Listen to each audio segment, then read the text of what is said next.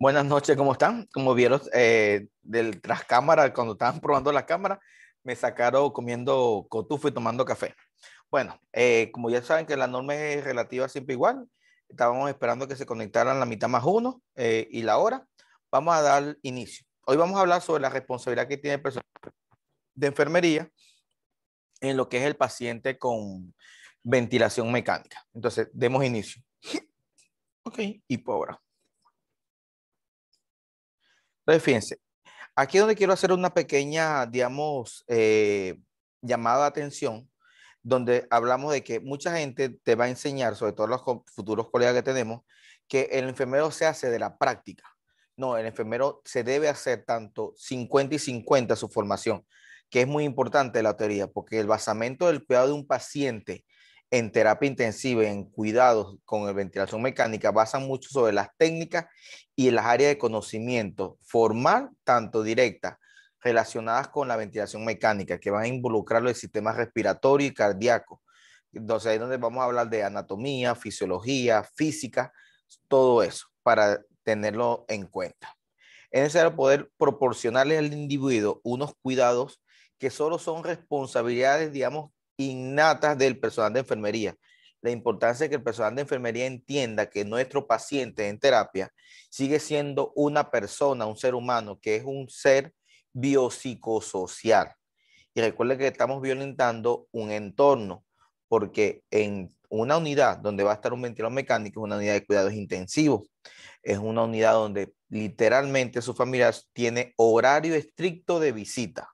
No es que es cuando él quiera entrar ni se va cuando él quiera. Es un horario estricto puesto por el protocolo de la unidad. Entonces, pendiente con esa parte y recordar hablarle a nuestro paciente. ¿Se acuerdan que en una relación de meditación existen los 5 correctos donde uno habla con el paciente y crea la integración enfermero-paciente? A pesar que nuestro paciente esté entubado, esté sedado, usted cuando hace los procedimientos, que se acerca a valorar, a ver, a revisar, háblele, llámelo, señor Pérez, ¿cómo se siente hoy? Vamos mejorando, me gusta cómo sigue, siga luchando, va mejorando, le está ganando, porque él está escuchando. Eso ya está probado que el apoyo psicológico hacia nuestros pacientes en la unidad de cuidado intensivo es muy, pero muy importante. Entonces, fíjense, vamos a revisar para los cuidados de enfermería para el paciente en ventilación mecánica. Vamos a valorar lo que serán signos vitales y no se asusten, no vamos a una clase de enfermería básica. Solamente vamos a ser puntuales en lo que se trata de signos vitales con respecto a ventilación mecánica, aspiración de secreciones, ruido respiratorio, parámetros ventilatorios, estado nutricional, comodidad del paciente y nivel de conciencia. Recuerden, todos los cuidados que enfermería proporciona al individuo, y aquí se lo estoy poniendo en el cuadro, han de seguir una sistemática de trabajo establecido. Se denominan protocolos de cuidado. Porque cuando yo me salto, no tengo un protocolo, sino que lo pido como yo quiera, como yo piense que sea mejor, vamos a causar un problema en el paciente o hacer que el paciente retroceda. Fíjense, entonces cuando hablamos de signos vitales, todos sabemos que son todas manifestaciones que nos va a dar el cuerpo de que el paciente está estable. Entonces, aquí en el servicio vamos a valorar frecuencia respiratoria, frecuencia cardíaca, temperatura, hasta aquí vamos bien. Tensión arterial o presión arterial, seguimos estando normal como cualquier otro enfermero de un servicio de asistencial, pero tenemos entonces presión venosa central que también tenemos que valorar. Entonces, pendiente, es muy importante hacer las valoraciones debido a que esto ya no es un servicio que yo tengo 10 pacientes a mi cargo. Vuelvo y repito, el personal de enfermería de las unidades de cuidado intensivo trabajamos una relación 1 a 1, o sea, un paciente, un enfermero. Si la unidad tiene 5 camas, dentro debe haber el personal de enfermería mínimo 5. Entonces, pendiente con ese aporte, pendiente que se respete esa nomenclatura debido a que eso también está por la Organización de Naciones Unidas, de que personales de enfermería para unidades de cuidado intensivo o crítica debe ser 1 a 1. Cuando empezamos a empezar a hablar de frecuencia respiratoria, fíjense que no le voy a poner aquí nada de algo básico. de que si, de cuánto a cuánto, no. Lo puntualito. Lo puntualito es que se deben controlar cada 1 o 2 horas. ¿Qué pasa? Eso me lo va a determinar la gravedad que tenga mi paciente. Si está muy grave y es por un compromiso respiratorio, es cada hora. Si es por otra patología, algo traumático, entonces lo haremos cada 2 horas. Distinguir, esto es muy importante, distinguir entre las respiraciones espontáneas y las mandatorias por el ventilador. Recuerden que si yo veo el ventilador tiene un patrón puesto de respiración. No voy a poner porque entonces siempre será 12 respiraciones, una frecuencia 1 a 2. Entonces, no, yo debo ver cuando el ventilador pase a asistido o esté en modo asistido controlado, ver las respiraciones espontáneas del paciente. Quieren otra forma, también verificar si la parte musculatura accesoria de la respiración se está moviendo, si el tórax se mueve parejo, si no sube un emitor primero, otro más o uno más grande que el otro, sobre todo en esos movimientos. Ajá, frecuencia cardíaca. Fíjense que no toqué nada básico, sino lo puntual de ventilación mecánica. Vean también lo que es frecuencia cardíaca, el control sigue siendo continuo.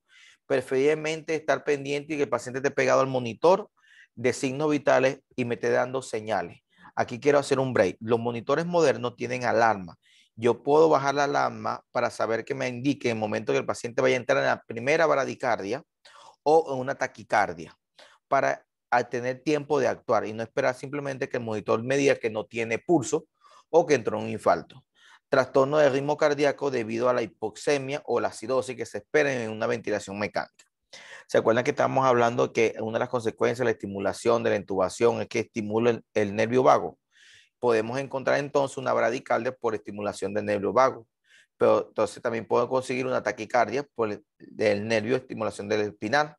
Siempre con la alarma conectada, nunca quiten la alarma porque nos puede jugar el hábito o la costumbre de que quito la alarma al principio y la pongo a salida, porque no quiero que me esté molestando la alarma y entrego algo. Recuerde, no hay excusa. En terapia intensiva es 1 a 1 y colocamos detrás la alarma. Si mi colega o compañero quiere quitar la alarma de su cama, es responsabilidad de él, pero somos un equipo. Lo conveniente es recordarle que las alarmas de los monitores, de los ventiladores, no deben ser apagadas. O sea, que estén ahí. Las silenciamos para el momento que corrijamos el error, la alarma, porque el motivo que la esté dando. Por ejemplo, una bomba de infusión, que es una alarma porque se tapó, se está faltando medicamento, se corrigió, yo apago la silencio. El término es silenciar la alarma, pero nunca apagarlas.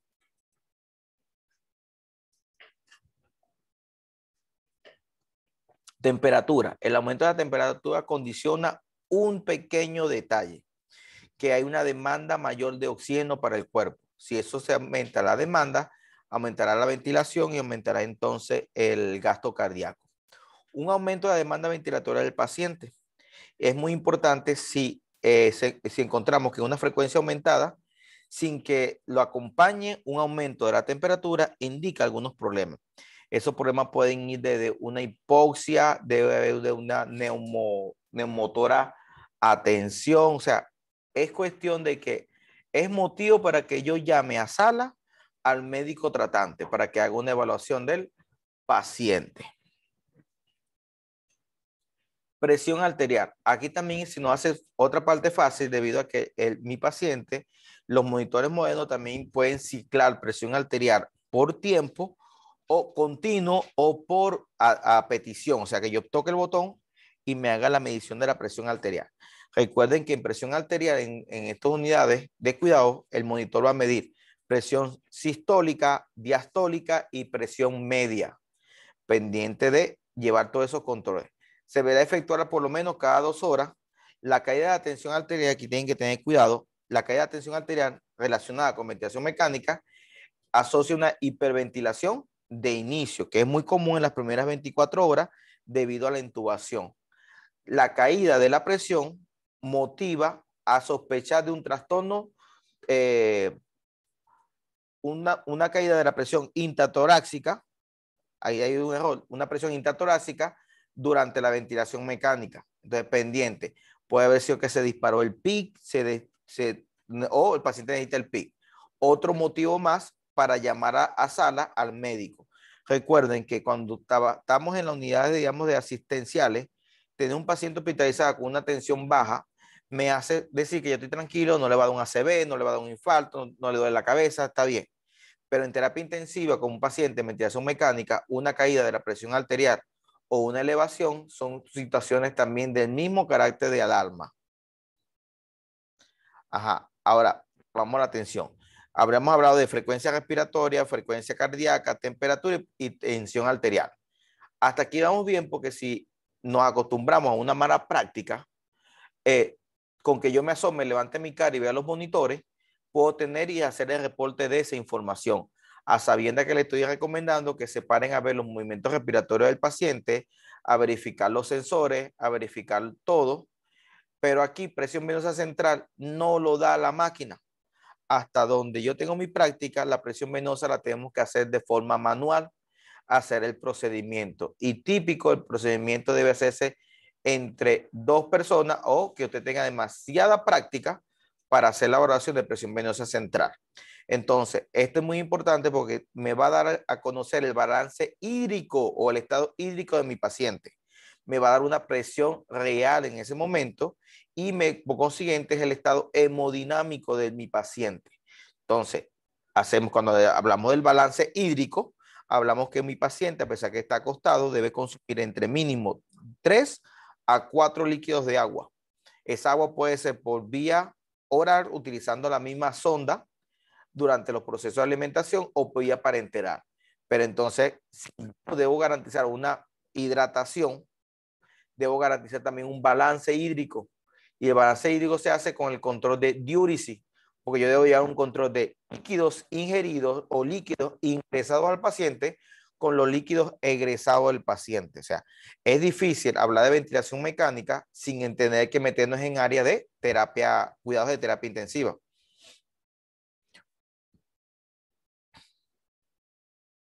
Entonces, vamos ahora a hablar del carácter de la aspiración. Aquí quise hacer un pequeño recuerdo. ¿Se acuerdan que nos dirían mucho, qué fastidio? El profesor en vez de ir directo a ventilación mecánica empezó con anatomía, fisiología, y ya tuve que de paso escuchar la clase. Es muy importante entender por qué se debe hacer una aspiración de secreción. Porque como se entiende que las vías aéreas superiores son responsables de la filtración, humificación y calefacción del aire que entra a la vía, ahora que tengo una vía respiratoria artificial, necesito ese soporte porque con la intubación artificial o las vías respiratorias artificiales se pierde, aquí se lo pongo resaltado, se pierde las funciones vitales de forma natural de las vías, como son humificación, calentamiento, calefacción y sobre todo la parte de filtración, la expulsión de esa mucosa. Porque recuerden que mi epitelio de respiración especializado con células calciformes y células ciliadas, aparte que tienen glándulas mucosas, ellas siguen secretando moco para eliminar toda esa, digamos, cuerpos extraños que están entrando, que recuerden, la ventilación mecánica es parte, viene filtrada, pero hay aire que va a estar circundando y las mucosas van a seguir produciendo. Entonces hay que tener mucho cuidado. Entonces el lavabo bronquial sigue sus funciones fisiológicas. Debido a la acción del tubo, todo esto se ve minimizada las funciones del cilios y del reflejo de tos para expulsar todo este producto. Entonces, una obstrucción de tubo endotraqueal pues lo vamos a poner aquí. Obstrucción de tubo endotraqueal en el caso del paciente que tenga un tubo endotraqueal, del paciente que tenga cánula traqueotomo e incluso traqueotomía, necesita uno estar pendiente porque esto puede llevar a una telestaxis, una hipoventilación y peor, una infección grave del paciente. Y recuerden, y aquí siempre se lo voy a estar repitiendo, lo que es la neumonía asociada a ventilación mecánica es muy, pero muy latente en nuestras unidades de cuidado intensivo con nuestros pacientes en ventilación mecánica. Y entre más días pase en ventilación mecánica, los riesgos van en aumento.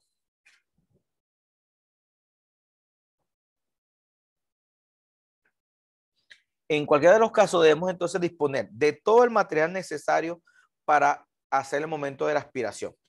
En los manuales le va a aparecer que debe tener aspirador con capacidad para alcanzar niveles entre 80 y 120. No exagere la presión de succión porque va a hacer daño en el epitelio. Sonda de aspiración de varios calibres, usar un número no superior al tubo endotraqueal. Hay una memotecnia que se usa, no, hasta donde yo tengo entendido, pues los números de los tubos endotraqueales de la sonda siguen siendo, digamos que estándar. Una memotecnia es que el número de la sonda debe ser un número por debajo del doble del número del tubo endotraqueal. Por ejemplo, si el tubo es 8, 8 y 8, 16, es el doble del tubo. Entonces la sonda de aspiración debe ser entre 15 y 14. Preferiblemente, a todo yo tengo entendido, debe ser la 14. Entonces, guantes estériles, desechables y utilizarias, que se los pongo, que no aparece en el manual. Equipo de protección personal, porque está bien, ahorita estamos usando extremadamente equipo de protección respiratoria, tapaboca, usamos el gorrito, los lentes, la careta, todo porque tenemos miedo a COVID. Pero es como el personal que atiende una emergencia, si me dicen que el paciente va a entrar a una parte operatoria y tiene VIH, todo el mundo saca los equipos de atención para atender a un paciente con VIH y todo eso. Pero, ¿y los pacientes que no saben que tienen VIH o los que no quieren decir que tienen VIH? Entonces, señores, cuando uno hace un procedimiento de aspiración, debemos tener nuestro equipo de protección personal. Eso implica nuestra bata desechable, nuestros guantes, nuestro tapabocas, nuestros lentes, nuestro gorro. Y no es solamente cuando pasa lo que está pasando ahorita con COVID. Otro implemento que no aparece en el manual durante una aspiración es que yo debo tener mi resucitador manual a la mano, o sea, mi ambú conectado con oxígeno para casos puntuales. Porque en algunos protocolos todavía se usa la aspiración abierta. Claro, no uso